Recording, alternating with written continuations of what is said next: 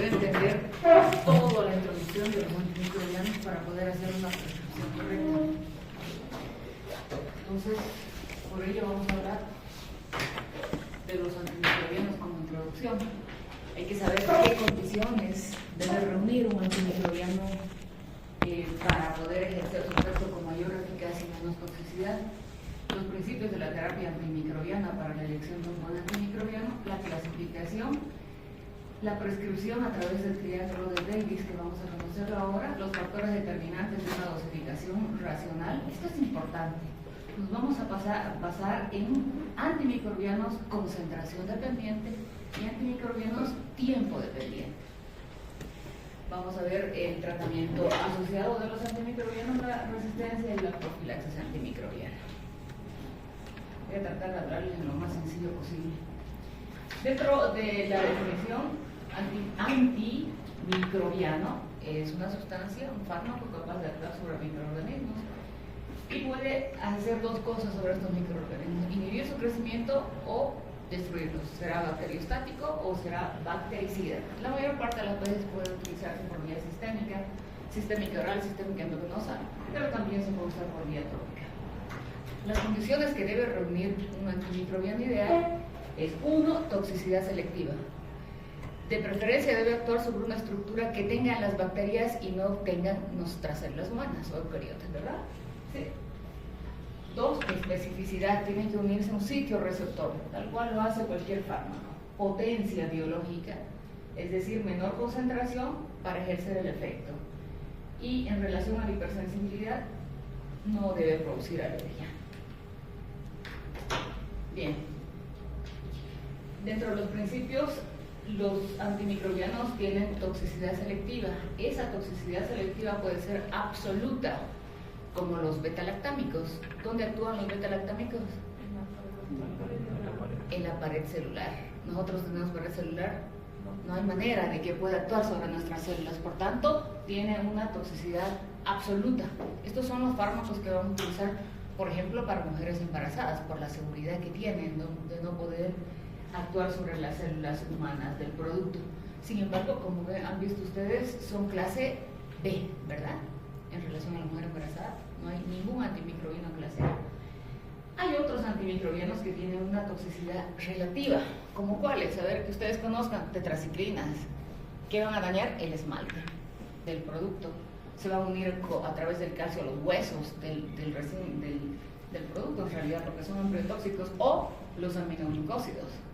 Estos fármacos no se utilizan mucho porque van a actuar inhibiendo la síntesis de proteína 30S, pero la concentración es alta a nivel de las células ciliadas auditivas y la concentración es alta a nivel renal porque se eliminan a través del claral renal. Entonces, que pueden producir ototoxicidad y nefrotoxicidad. Y los vamos a relegar para algunas condiciones muy específicas por la falta de seguridad. ¿En base a qué vamos a elegir a un buen antibiótico o antimicrobiano? 1. Identificación y sensibilidad del patógeno. Tenemos que saber cuál es la bacteria que está produciendo el proceso infeccioso, el lugar de la infección. No es lo mismo tratar una meningitis que tratar una infección urinaria, ¿verdad? ¿Qué sucede en la meningitis? Puede haber secuelas, ¿no? Hay que actuar de manera inmediata. ¿Debo esperar al cultivo de antibiograma? ¿Cuánto tarda? 3 días, no se puede. Hacemos un tratamiento empírico. Y para hacer un tratamiento empírico yo debo saber qué del paciente, porque todo está, el triángulo de Davis dice antimicrobiano, paciente y ¿qué más? Bacteria. Si tengo una meningitis debo saber qué edad tiene. Si es un recién nacido, ¿cuál puede ser el potencial agente causal? Canal de parto, ¿qué? Streptococcus galendiae. Semanas, puede ser E. coli. En cambio, un individuo adulto, ¿cuál será? El agente causal. En un niño escolar, ¿cuál puede ser el agente causal? Ahora sí estamos viendo esto. Es importante entonces el lugar de la infección. Si el sistema nervioso central, además del inicio de los antimicrobianos muy rápido, ¿qué más debo saber para escoger un buen antimicrobiano? ¿Cómo son las células ahí? ¿Cómo son los vasos sanguíneos? Hay una barrera, muchachos. Hay una barrera hematoencefálica. ¿Sí? debo buscar un fármaco que tenga una buena concentración cuando existe un proceso inflamatorio en el sistema nervioso central. Efectos secundarios del antibiótico y factores del huésped. ¿Qué factores del huésped, por ejemplo? Si tengo dos neumonías, una es la de alguno de ustedes, una neumonía comunitaria, y tengo otra, un paciente diabético, y tengo otra, un paciente con HIV, ¿el agente causal de la neumonía va a ser el mismo en los tres? ¿Ustedes qué sería? ¿Qué podría ser? Streptococcus pneumoniae. En el paciente con HIV, si tuviera una neumonía, un paciente con HIV inmunocomprometido, ¿qué va a hacer? ¿Quién es el agente causal? Es un hongo. ¿Qué hongo? ¿Ah? No, propio de un paciente con HIV. ¿Por qué le damos sulfamethoxazol, trimethoprim? ¿Qué? Tuberculosis. Puede ser también tuberculosis. Podría ser hasta virus, no solo bacteria, ¿verdad? Hongo. Entonces, por eso es importante analizar el triángulo de Davis. Bueno, en relación a la identificación y sensibilidad del patógeno, lo que se hace es un cultivo. Tomas la muestra del sitio de la infección y vas a ir a cultivarlo con los agares que supongan. Se va a colocar discos que tienen una cantidad de antimicrobiano y luego se va a leer en 3 días para ver el halo inhibitorio y hablar de sensibilidad, como vemos ahí en la diapositiva. El antibiograma que va a identificar qué tipo de bacteria es, uno a través de la tinción de Gram. ¿Es una bacteria Gram positiva o una bacteria Gram negativa? Es importante saber si es una bacteria Gram positiva o Gram negativa y por qué. Por la sensibilidad hacia la salud. Por la presencia de cápsula. Claro, tenemos doble capa. Y esa no tiene porinas. La concentración de los fármacos tiene que ser la adecuada. Voy a escoger fármacos que tengan una adecuada concentración. En ese tipo de bacterias voy a escoger un fármaco de amplia cobertura probablemente.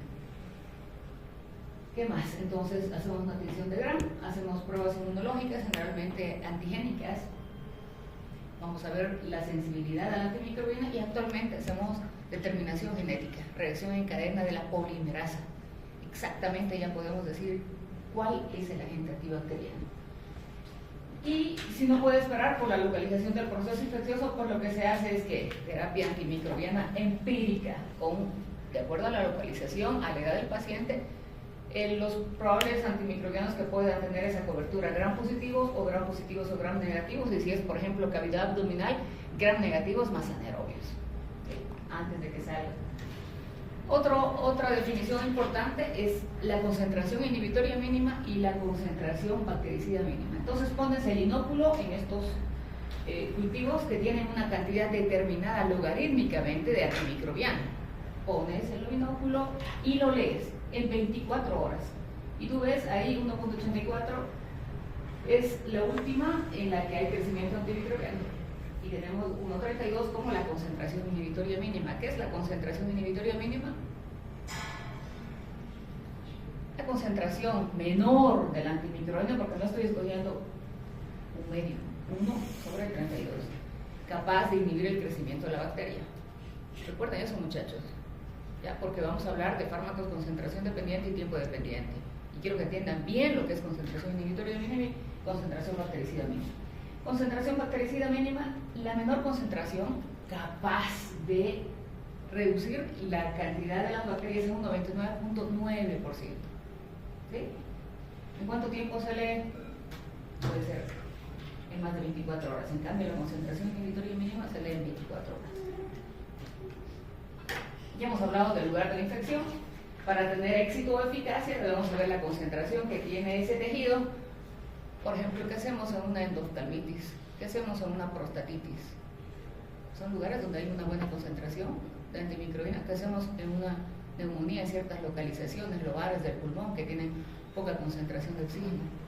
Es difícil llegar. Entonces vamos a escoger el medicamento que tenga una adecuada concentración a ese nivel.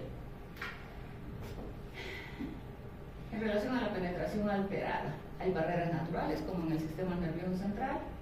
También la inflamación que hace aumenta el flujo sanguíneo. y fármacos que normalmente no atravesarían la barrera hematoencefálica tienen una concentración del 10 y el 15% como las penicilinas cuando hay meningitis. Es importante el pH y la ionización del fármaco, hay que conocer qué tipo de fármaco es y si hay deficiente irrigación.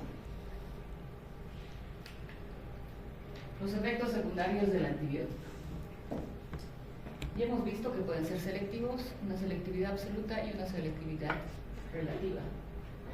En relación a esta toxicidad variable hay fármacos que actualmente no se prescriben. Nómbrame uno que ya no se prescribe por su toxicidad. ¿Qué? Cloranfenicol. No debería prescribirse, ni siquiera en pomadas. ¿Sí? Salvo alguna indicación por las características propias del fármaco, porque la concentración plasmática y en el sistema nervioso central de algunos fármacos, penicilina 17%, cefalosporinas puede llegar entre un 15 a un 20%, pero el cloranfenicol llega al casi 100% de concentración, pero es tóxico. Entonces, en contadas ocasiones, por ejemplo, los efectos colaterales van a depender del medicamento y del huésped. Como lo que les acabo de mencionar, es un efecto tóxico del medicamento. Nómbrame efectos colaterales del huésped que yo debería tener conocimiento antes de prescribir un fármaco. Insuficiencia renal. Si mi paciente tiene insuficiencia renal, voy a escoger fármacos de eliminación mixta que se eliminen a través, o se metabolicen a través del hígado, o que se eliminen preferentemente solamente por el hígado, ¿verdad? O insuficiencia hepática. Es mucho más fácil escoger fármacos que adecuarlos a la tasa de filtrado glomerular. ¿Saben, no? Sacar la tasa de filtrado glomerular. Hay fórmulas CKD-EPI, por ejemplo, en lo que tú ves la edad, la creatinina y tienes una tasa de filtrado. Es mejor adecuarse con fármacos a esa tasa de filtrado glomerular que adecuarse con fármacos que tú lo necesitas y que se metabolizan por vía hepática, porque no solo es ver las transaminasas, el clearance hepático es muy difícil de determinar. Bien, ¿qué más en relación a los factores del huésped? Si una mujer embarazada tiene toxoplasmosis, ¿qué fármaco le voy a dar? ¿De qué grupo de los 5 que ustedes conocen, por ejemplo?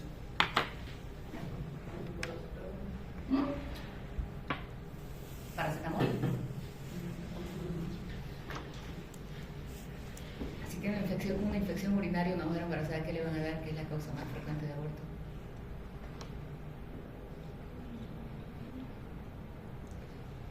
Un fármaco del grupo B, acabo de decírselos, beta-lactámicos. Cefixima, ceftriaxona. Hay otros factores del huésped que son importantes. El primero, sistema inmunológico, lo que hemos comentado. Si el paciente tiene, un sistema inmunológico deprimido, generalmente cuando tú usas antimicrobianos, inhibes el crecimiento, la cantidad de inóculo y quién actúa en consecuencia para eliminar la totalidad de las clonas o inóculo bacteriano, el sistema inmune, ¿verdad? ¿Sí? Bueno, si voy a darle a este paciente que tiene un sistema inmune deprimido, ¿qué antimicrobiano voy a escoger? Bactericida, no bacteriostático, porque la respuesta inmunitaria es baja. Entonces no voy a arriesgar a ese paciente. 1, bactericida. 2, concentraciones altas.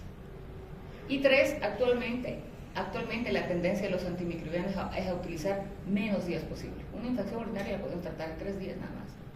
Una infección un poco más sistémica, 5 días. Y de acuerdo al compromiso, 7 a 10 días. Salvo algunas excepciones, no usamos más tiempo de eso. Pero en el caso del paciente con un sistema inmune deprimido, hay que prolongarnos lo más posible. En un paciente que tiene un sistema inmune competente, ¿qué voy a utilizar? Puedo utilizar fármacos bacteriostáticos, ¿sí? Bacteriostáticos. Y la respuesta inmunitaria terminar el tratamiento. Ya hemos hablado de la insuficiencia renal, ya hemos comentado la insuficiencia hepática, qué es lo que debería ser, y ahí tengo algunos antimicrobianos que se metabolizan por vía hepática. ¿Cuáles comentarlas? Ketoconazol, por ejemplo. ¿Cuál más? Cloranfenicol, clindamicina, eritromicina, porque este fármaco se metaboliza a través de la CYP3A4, pero la toxicidad o la concentración alta de eritro y claritro que nos va a producir, ya lo hemos avanzado. Arritmias cardíacas, síndrome de QT prolongado, y las arritmias son ventriculares. Entonces, no es simplemente que cuando utilice metronidazol, la concentración del metronidazol va a ser alto, que puede tener interacciones medicamentosas con otros, no. Cuando utilizamos eritro y claritro y no sabemos que tiene insuficiencia hepática, podemos matar a ese paciente por arritmias fatales. El embarazo, ya lo hemos comentado, ahí están los grupos A, B, C, D y E. Generalmente cuando la mujer está embarazada vamos a utilizar fármacos clase B. No existe ningún antimicrobiano clase A, por si acaso. ¿Sí? Solo llegamos a clase B. En la lactancia, pues la excreción es mínima. Si yo utilizo una tanda de antimicrobianos, no es importante la lactancia. Pero cuando yo tengo, por ejemplo, un tratamiento antituberculoso, probablemente habría que suspender la lactancia. Ya hemos hablado de la seguridad y también es importante analizar el costo del tratamiento completo. En relación a la clasificación, los vamos a clasificar de acuerdo al espectro de acción. En espectro reducido, cuando, por ejemplo, la isoniazida solo actúa sobre antimicobacterianos, ¿sí? O como los aminoglucósidos que solo actúan sobre gram negativos. Espectro intermedio, como los macrólidos que actúan sobre gram positivos y algunas otras bacterias más, intracelulares. O los de espectro ampliado, como las tetraciclinas, gram positivos, gram negativos y algunos anaerobios. Ya hemos dicho que los bacteriostáticos van a inhibir el desarrollo bacteriano. Ahí ven ustedes esa línea en la que hay una disminución del inóculo y el sistema inmune es el encargado de terminar el tratamiento sobre el inóculo bacteriano. Y los bactericidas que inhiben o matan a la bacteria. De acuerdo al mecanismo de acción, beta-lactámicos inhiben la síntesis de la pared. Puedes grabar, pero cada foto que sacas me desconcentras. Grábalo si quieres. Todo está en su libro. Este tema no es del libro.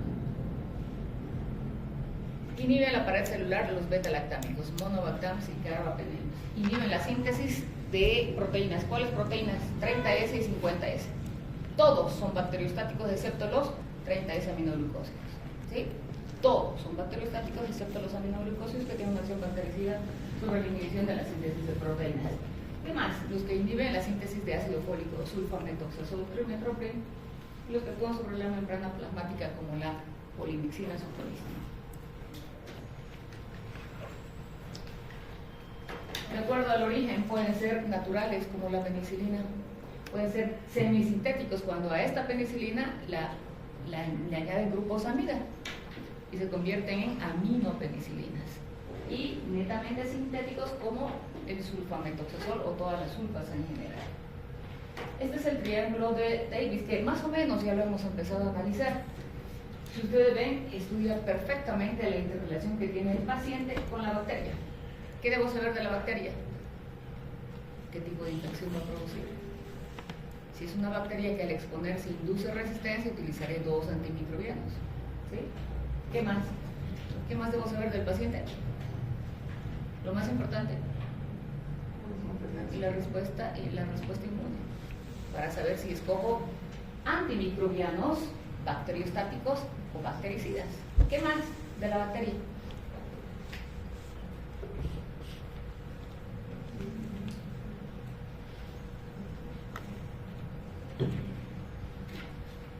¿Qué cantidad de inóculo tiene? ¿Es una infección localizada? ¿Es una infección sistémica? ¿Es inóculo alto? En relación al paciente y al antimicrobiano, ¿qué debo saber del antimicrobiano? ¿Tiene toxicidad selectiva absoluta o tiene toxicidad selectiva relativa? Porque hay bacterias que necesitan aminoglucósido, aunque sea tóxico. Simplemente que debo tener ciertos cuidados, como saber la depuración o la tasa de filtrado glomerular. En otros lugares medir la concentración plasmática, en nuestro medio todavía no se puede. Y la farmacocinética del antimicrobiano. Y en relación antimicrobiano-bacteria, ¿cómo es que actúa este fármaco? Bien. Los factores determinantes de éxito entonces se van a basar en la comorbilidad y la respuesta inmune. ¿Sí? Variaciones en la eliminación. ¿Será lo mismo tratar a un paciente con un proceso infeccioso e insuficiencia cardíaca con volúmenes de distribución alterados? ¿Será lo mismo tratar a un paciente que está en terapia intensiva por sepsis con un antimicrobiano? No. Hay que modificar las dosis, hay que modificar el tipo de dosificación. ¿Cómo será la absorción de un paciente que tiene hipotiroidismo, por ejemplo? ¿Será buena? Probablemente tenga que aumentar la concentración. A eso nos referimos cuando hablamos de los factores determinantes de éxito. Debo analizar todas las características del paciente en general. Lo mismo, el efecto del inóculo y la tolerancia al antimicrobiano, además de la penetración de tejidos que ya hemos comentado y las variaciones en la sensibilidad. Vamos a lo que es importante entonces. Factores determinantes de una dosificación racional. ¿Qué hemos aprendido en farmacocinética? Absorción, distribución, metabolismo y eliminación. ¿Sí? ¿Por qué vía lo administro? ¿Dónde se va a distribuir? ¿En cuánto tiempo de la vida media va a tener una concentración, equilibrio y biofase? Todo esto me da ¿qué como resultado? Una curva concentración-tiempo. Enfoquémonos ahora solamente en antimicrobianos. Una curva concentración-tiempo. ¿Y esto qué es? ¿Qué es AUC, por ejemplo? Muchachos, les estoy hablando en sencillo. ¿Qué es AUC? Para todos los fármacos, no solo para los antimicrobianos. ¿Qué es AUC? Área bajo la curva. ¿Qué es?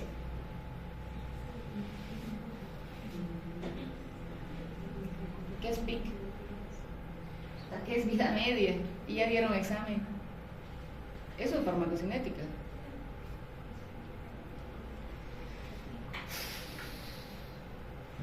¿Dónde tiene que estar el antimicrobiano para poder ejercer un efecto?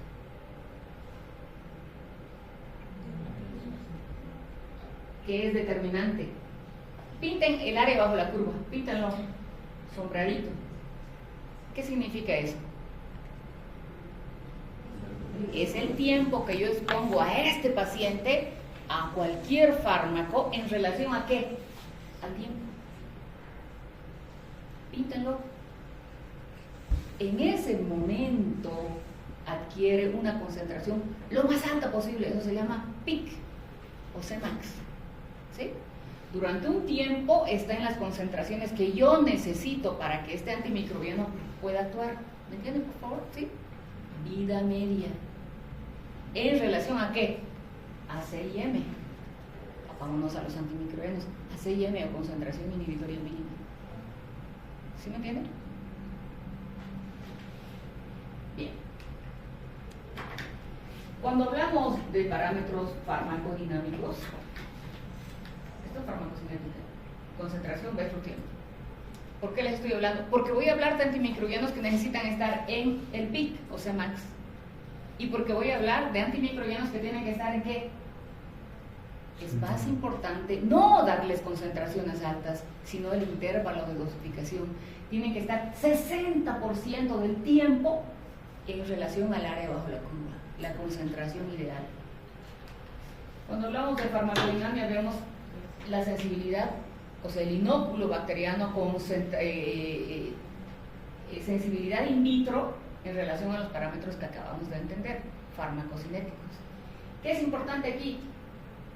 La relación del antibiótico en relación a la bacteria. Y aquí hablamos de dos cosas, farmacodinámica: concentración inhibitoria mínima y concentración bactericida mínima. Bajo estos parámetros yo voy a hablar de dos tipos de fármacos. Esto es lo que les dije al principio: Cmax en relación a concentración inhibitoria, AUC en relación a concentración inhibitoria, tiempo en relación a concentración inhibitoria. Un grupo de fármacos son fármacos concentración dependiente. Miren la curva otra vez.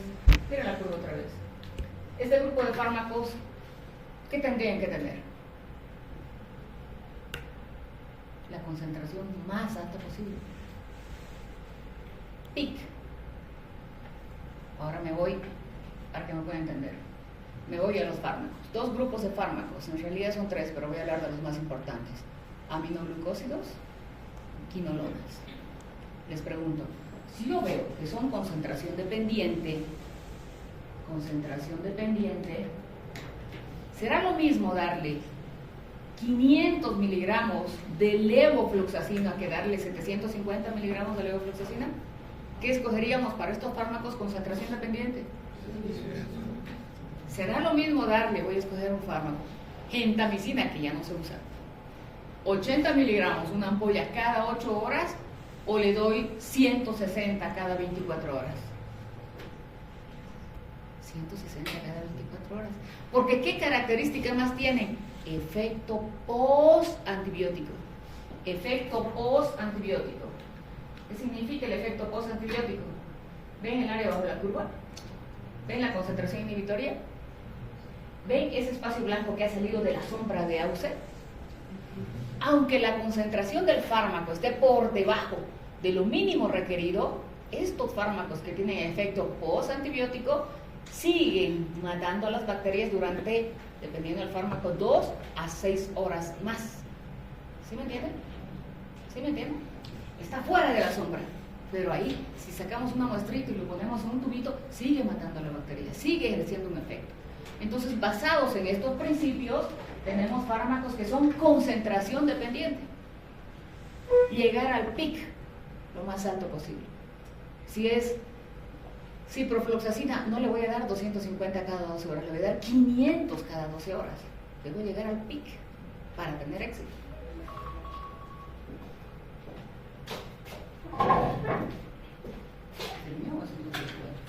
Entonces el efecto bactericida va a ser más rápido mientras más alto sea el pico. 1, 2, el PIC y AUC tienen relación directa con el éxito clínico, lo que vamos a mencionar, y que tiene un efecto postantibiótico prolongado. Hay algunos fármacos que tienen hasta 10 horas de efecto postantibiótico. Y la erradicación bacteriológica va a ser más rápida. Por eso prescribimos amikacina, en vez de darle 500 cada 12, 1 gramo cada 24. ¿Entendieron? ¿Alguien no entendió? ¿Cuáles son los fármacos? Aminoglucósidos, quinolonas y además actualmente hablamos de colistina y daptomicina, que son antimicrobianos que actúan sobre bacterias resistentes, ¿sí? Que los tenemos que cuidar demasiado para que no se adquiera resistencia a lo único que tenemos en algunos casos para luchar contra procesos infecciosos sistémicos. Ahí está. Entonces aquí, cuando hablo de concentración dependiente, debo llegar al pic lo más alto posible, ¿sí? No importa si se sale por debajo de la concentración inhibitoria mínima, porque tiene efecto postantibiótico. Bien. Tiempo dependiente. Ya no veamos el pic. Ya no veamos el pic. Veamos el tiempo en relación a la concentración inhibitoria. Tiempo en relación a la concentración inhibitoria. Vamos a poner. Sí, tiempo en relación a la concentración inhibitoria. ¿Ven ahí?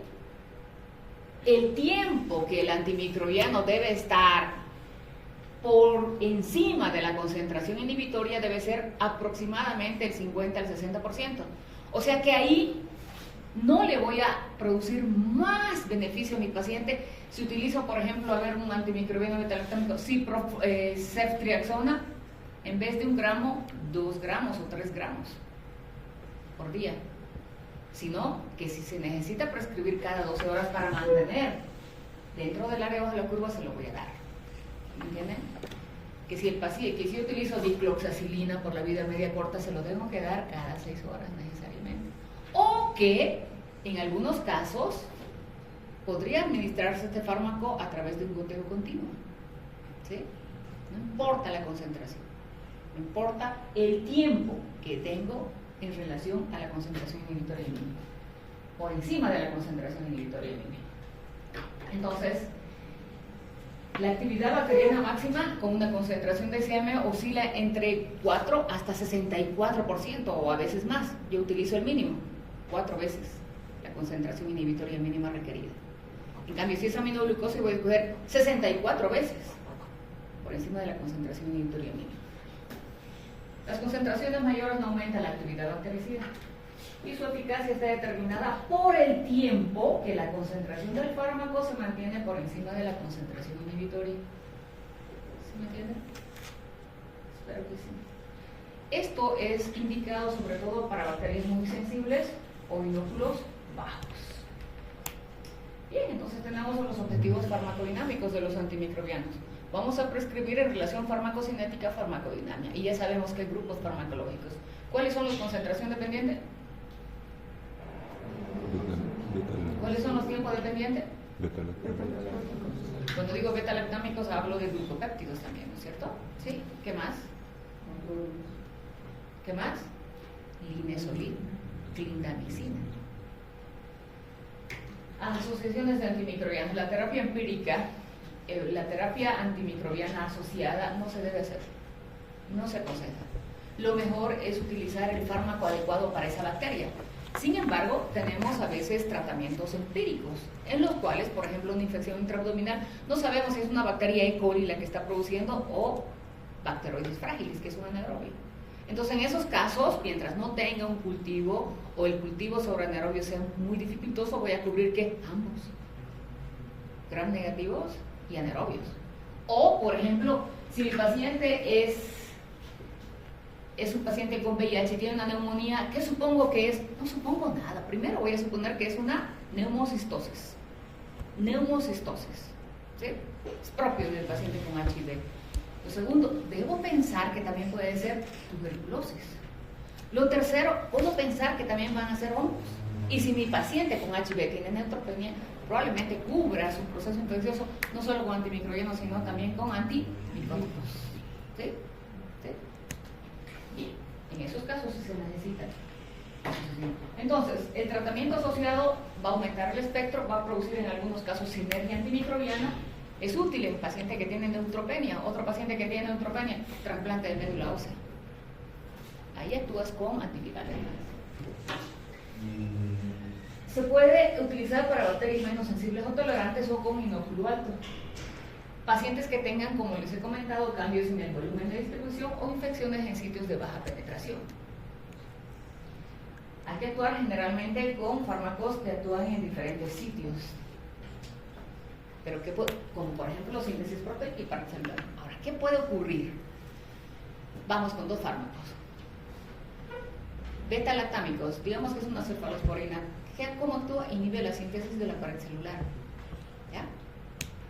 Y lo asocio con un fármaco o como un inhibidor de la síntesis de proteínas. Hablemos sobre 30S. ¿Qué necesita un beta-lactámico para poder actuar? Una pared de crecimiento. ¿Y qué estoy haciendo al inhibir la síntesis de proteínas? Inhibir el crecimiento. Si mi fármaco uno es bacteriostático y bactericida, voy a inhibir uno el efecto del otro. Entonces hay que ver qué asociaciones van a ser las más adecuadas. Y esto que se los digo es así, en un momento que tú eliges, pero a veces ni siquiera los profesionales lo eligen bien. Y hay fármacos que se contraponen uno al otro. Y están así. En relación a los mecanismos de resistencia antimicrobiana, ¿cuándo decimos que un fármaco es resistente? ¿Cuándo decimos que un fármaco es resistente? Este fármaco es resistente cuando yo utilizo la concentración máxima tolerada por el paciente muy por encima de CIM o CID y no hay un efecto adecuado. ¿Sí? Ahí hablamos de resistencia. ¿Cuáles son los mecanismos de resistencia más frecuentes? Inactivación enzimática, por ejemplo. ¿En qué tipo de bacteria? Aminoglucósidos, acetiltransferases. Disminución de la permeabilidad, esos poros o porinas que se limitan cuando la bacteria es gram negativa, o modificación del sitio blanco o punto objetivo, y las bombas de flujo o egreso. Sin embargo, puede haber también alteraciones genéticamente predeterminadas, como la de los plásmidos y la síntesis de DNA de algún tipo de bacterias, o las que se heredan de la madre al hija, como las Pseudomonas aeruginosa, mucho más complejas. En resumen, la prescripción de los antimicrobianos debería ser lo más adecuada posible, una prescripción racional. Cerremos los ojos y pensemos, ¿cuál es el último antimicrobiano que se ha descubierto y cuándo se lo ha descubierto? ¿Hace cuántos años? Tetraciclinas, colistin. ¿Sabían que el colistin, que es uno de los antimicrobianos que utilizamos para las bacterias multiresistentes y existentes, y que se eliminó por la nefrotoxicidad y que ahora las hemos recuperado? Pues la guerra nos las están ganando las bacterias. Destruyen más antimicrobianos que lo que estamos descubriendo. Y en algún momento esto nos va a traer consecuencias severas. Ya hay consecuencias severas. Ya hay bacterias en el hospital mismo porque cada institución hace su análisis en relación a la sensibilidad, que son sensibles por carbapenemasas, que no le puedo dar ni penem ni meropenem, que es lo que más tenemos para este tipo de bacterias. Bien, entonces, ¿cuáles son las prácticas incorrectas? Vamos a pediatría. Cuando el niño está con moquito y está tosiendo sobre todo, ¿qué generalmente ha causado ese proceso respiratorio? Virus. ¿Qué quiere la mamá que hagan con su niño? Que le den antibióticos y ella se va a sentir más segura, ¿verdad? Y algunos caen en esto. Entonces, uno, el uso de antimicrobianos cuando no son necesarios. Dos, el uso de antimicrobianos como promotores de crecimiento, sobre todo en los animales. Desde el 2017 ya no se puede hacer eso, no está permitido. Tres, errores en la selección del antimicrobiano, algo que parece tan sencillo a veces no es lo indicado cuando se prescribe. Puedo hablar de cualquier información. La dosis incorrecta o el intervalo inadecuado entre las dosis. Por ejemplo, dicloxacilina, 500 miligramos cada 8. ¿Cómo? Si es tiempo dependiente. ¿Sí? Errores en la duración del tratamiento. Actualmente la tendencia en relación a la duración del tratamiento es mientras menos tiempo, mejor. Una vez que la fiebre se controla, 2 a 3 días más. El uso racional de antimicrobianos está enfocado a 1. Prescribir el antimicrobiano adecuado. 2. En la dosis indicada. 3. Durante un periodo de tiempo suficiente, mientras más corto mejor, y al menor costo para el paciente y para la comunidad. ¿Qué en relación al uso profiláctico de antimicrobianos? La tendencia es a no usarlos, salvo que el paciente lo necesite, como en el caso de ¿qué? Tuberculosis. Cuando la mamá tiene tuberculosis y tiene un lactante que necesariamente tiene que estar con ella, ¿qué hacemos? Obviamente el producto ya tiene bacterias, ¿verdad? Micobacterias, entonces ahí sí, profilaxis por contacto estrecho con un paciente con tuberculosis. ¿Qué más? Cuando hay individuos que tienen prótesis valvular y tienen que ir a una manipulación oral o dental, ¿qué hay generalmente en estos biofilms? Antes de manipular la cavidad oral es imperativo que el odontólogo quede profilaxis con amoxicilina, claritromicina, lo que sea. ¿Qué más? Pacientes con fiebre reumática. ¿Qué sucede con estos pacientes con fiebre reumática? Valvulopatías. ¿Qué? Valvulopatías. Hay lesión de las válvulas. ¿Por qué? Porque parece que es que desencadena esta destrucción, que hace que no reconozca como suya esas válvulas o las lesiones articulares. Antiestreptolicina O. Cada vez que hay antiestreptolicina O se confunde el sistema inmune y empieza a destruir lo que él cree que es extraño o generado por esta bacteria. Entonces estos pacientes deben recibir profilaxis antimicrobiana toda su vida generalmente, pero no los que tienen asto elevado, como hace la mayor parte de los médicos generales. Asto elevado hay, fiebre reumática, y a los pobres los exponen a penicilina benzatínica cada vez por muchos años. Canal de parto, Streptococcus galactiae. Hay que evitar, antes se suponía esto, ahora hemos visto que ese contacto con algún tipo de bacterias es muy importante para el crecimiento. Y las profilaxis prequirúrgicas, cirugías de corazón, cirugías abdominales, histerectomías, generalmente una sola dosis, el tiempo que manipule el cirujano. Las complicaciones de la terapia antimicrobiana. ¿Cuáles serán las complicaciones de la terapia antimicrobiana? Pues en el paciente puede haber todo tipo de reacción, de hipersensibilidad tipo IgE o nefritis intersticial por depósito de inmunocomplejos o hasta problemas graves como síndrome Stevens-Johnson con exposición de muerte de parte del paciente. Hay fármacos que tienen toxicidad directa, no por el receptor ni la respuesta inmunitaria, sino que son nefrotóxicos como vancomicina, por ejemplo. Y superinfecciones. Vamos a seleccionar, cuando utilizamos antimicrobianos para bacterias gram positivas, gram negativas y anaerobios, estamos seleccionando que actúan sobre todas las gram positivas y quedan las que no son sensibles. Que estamos seleccionando clonas o inóculos altos de bacterias que no son sensibles a los antimicrobianos. Y les pongo aquí esto que Alexander Fleming, que es el que descubrió la penicilina, lo dijo en su discurso de 1945. Véanlo, muchachos. Cuando apenas descubrió la penicilina, antes el mundo vivía sin antimicrobianos, se moría o vivía. Entonces, esta resistencia, ya no solo a la penicilina, a los carbapenems, lo hemos creado ¿quiénes? Nosotros. ¿Sí? Nosotros. Muy bien, vamos con los beta-lactámicos. ¿Alguna pregunta, duda?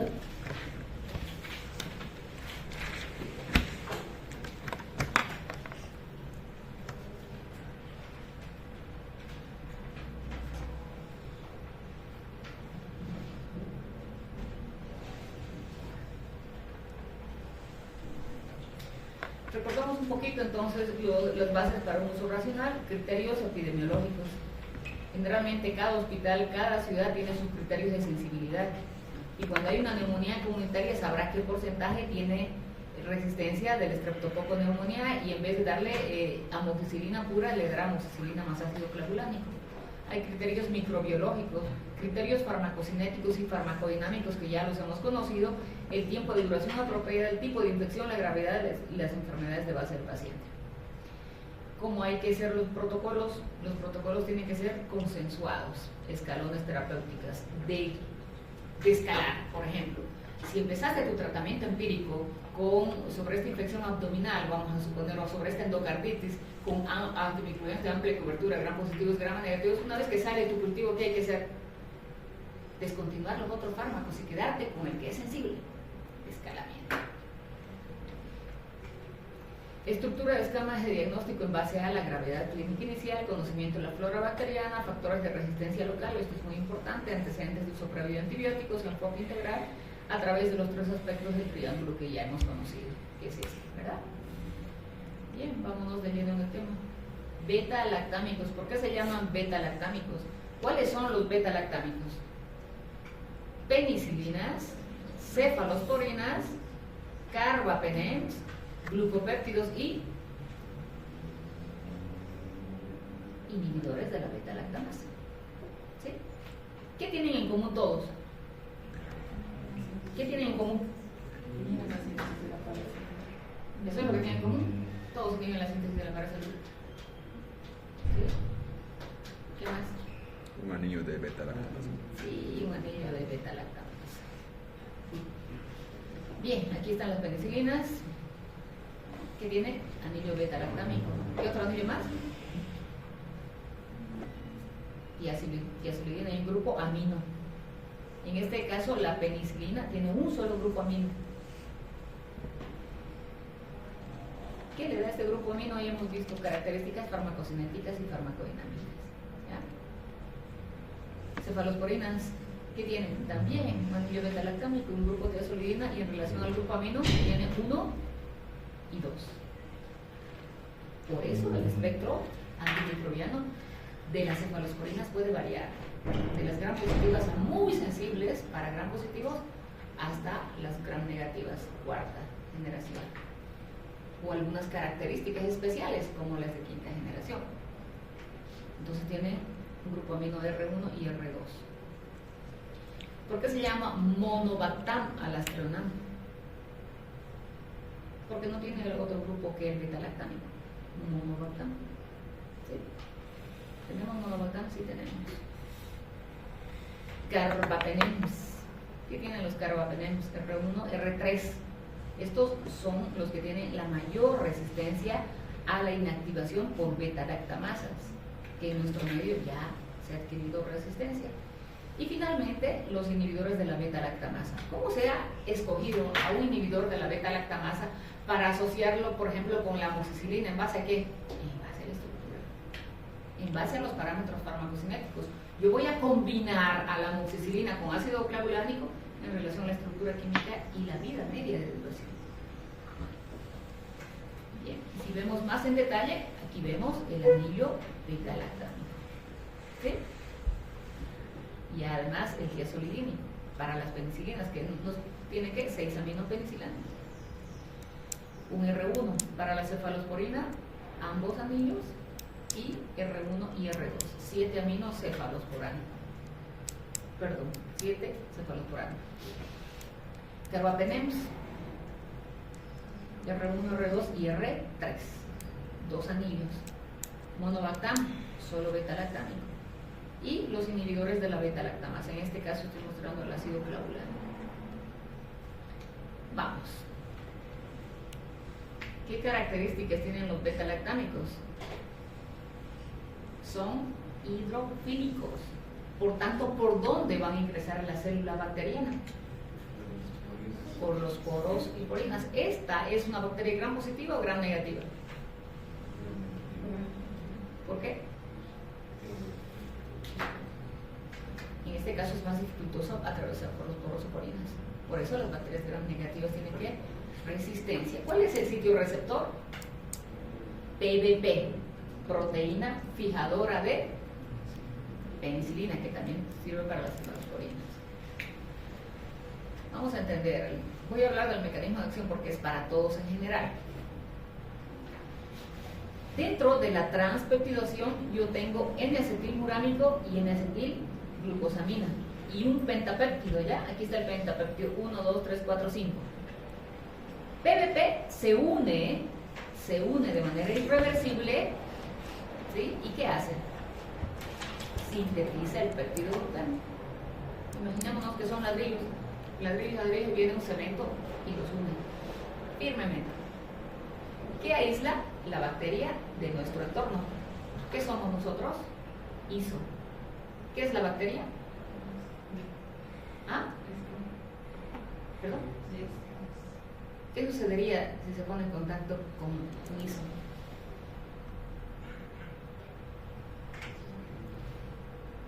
Se destruye. ¿Sí? Entonces, es un aislamiento que tiene la bacteria de nuestro ISO. Bien, entonces hay una síntesis de péptido glucano o péptido glicano, que lo que va a hacer es aislar de nuestro entorno. Cuando yo utilizo, hay que analizar lo que es un gram positivo y gram negativo, que se los acabo de describir ahora. Cuando yo utilizo cualquiera de los beta-lactámicos, hay competitividad por ese PBP, ¿sí? Uno, competitividad por el pentapéptido. ¿Cómo va a ser la unión irreversible? Ya se los dije. Una unión covalente. Se va a unir a este pentapéptido en acetilmurámico y en acetilglucosamina. Normalmente al unirse se convertía en ¿qué? Ya no era penta, era tetrapéptido. Al sintetizar péptido glucano por la unión irreversible que tenía aún en acetilmurámico y en acetilglucosamina. Bien. Cuando yo utilizo cualquier antimicrobiano se va a unir al mismo sitio receptor PBP. ¿Pero qué hace? Impide la formación o la síntesis de péptido glucano, la transpeptidación. ¿Y cuál es el resultado? Solo ladrillos. No hay síntesis de péptido glucano. Entonces, ¿a qué está expuesta? A la destrucción de autolisinas. Por tanto, los antimicrobianos beta-lactámicos son bacteriostáticos o bactericidas. Bactericidas. ¿Sí? Bactericidas. Si yo hablo de la prescripción farmacocinética y farmacodinámica, ¿de qué tipo es? Tiempo dependiente. La relación del tiempo por encima de la concentración inhibitoria mínima requiere una concentración de más del 40%, idealmente 50-60%, pero ya desde un 40% tiene un efecto adecuado. Ahí está. Muerte bacteriana dependiendo del tiempo. Muy bien. Vamos entonces con la penicilina. ¿Cuándo se descubrió? ¿Ustedes sabían que antes que Alexander Fleming ya habían descubierto la penicilina? Sí. Sí, había investigadores. Se descubrió en el 1928, se lo aisló en el 1932. ¿Cómo se descubrió la penicilina? Casi por azar, ¿verdad? Casi por azar. Sus cultivos de estafilococo se inhibieron cuando este hongo que estaba por encima de sus cajas Petri invadió sus cultivos. Bueno, se aisló la estructura y se empezó a comercializar en 1945. Por eso le dieron un premio Nobel a Alexander Fleming. Y empezó a sintetizarse a partir de 1959. ¿Cuál es la química? Acabamos de verlo. 6-amino penicilánico. La estructura básica de un anillo beta-lactámico, un grupo de solidina y un amino R1. Pues ahí tenemos los dos anillos y un R1. ¿Cómo los vamos a clasificar? En naturales, penicilina G, G sódica, G procaínica y G benzatínica. que nadie utiliza penicilina G, muchachos, porque hay cefalosporinas. La única que actualmente se prescribe es la penicilina bezatídica, que tiene una sal de depósito y que va a producir concentraciones en meseta durante 21 a 28 días para ciertas bacterias, ¿como cuáles? ¿Como cuáles? Treponema pallidum, por ejemplo, y Streptococcus. ¿Y cuáles serán las indicaciones? Y además hay una penicilina B que es la única de las naturales que se administran por vía oral. ¿Alguna vez tuvo algún uso en los niños actualmente? Absolutamente perfecta. Las antiestafilocócicas, ¿qué tienen? Resisten a las penicilinasas. ¿Qué porcentaje de los estafilococos producen penicilinasa? De prescripción sistémica, nafcilina y oxacilina. ¿Sí? Y para infecciones localizadas, cloxa y bicloxa.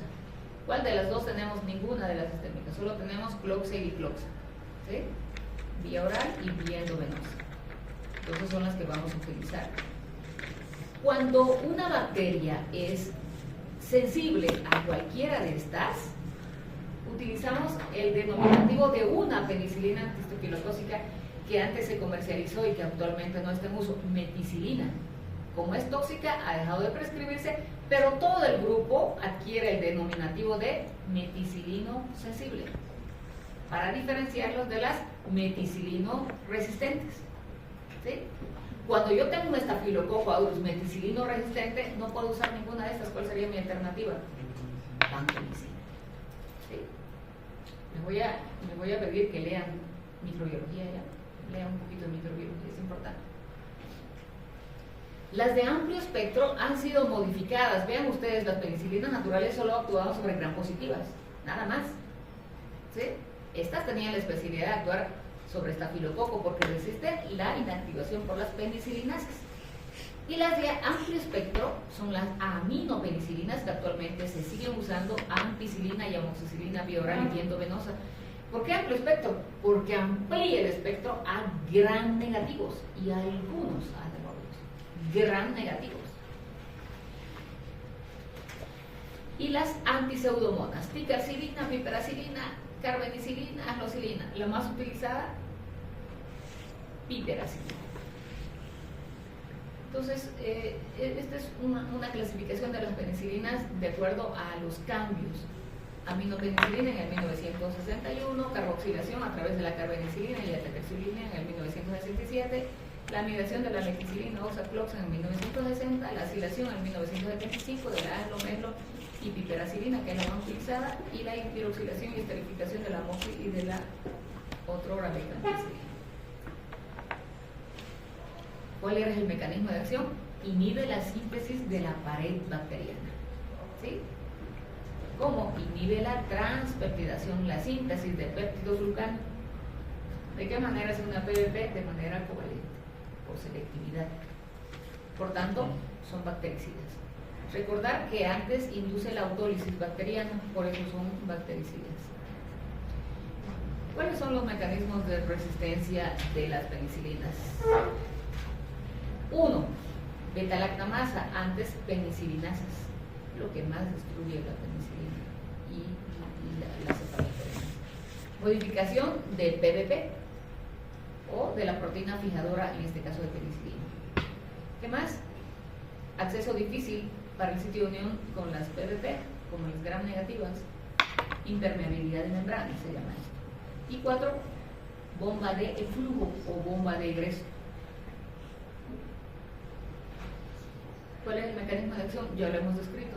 Ahí está el pentapéptido al cual se va a unir de manera covalente a través de PBP. No se va a convertir en este tetrapéptido con una unión adecuada y la síntesis del péptido glucano, sino que lo que vamos a tener es inhibición de la síntesis y destrucción por autolisinas. Quedamos ahí ya.